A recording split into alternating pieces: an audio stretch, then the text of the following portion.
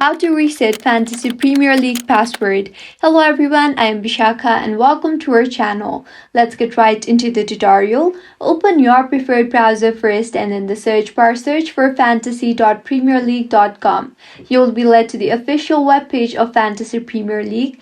Now you will see the sign in option there. However, if you do not remember your account password and want to reset it, then tap on forget your password option. Now enter your email address that you used to create the Fantasy Premier League account and then tap on Reset My Password button.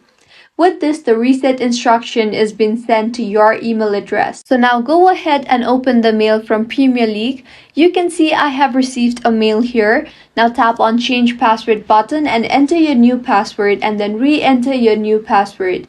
Make sure that your password includes at least 8 characters, a mix of uppercase and lowercase characters, at least one number, and at least one special character.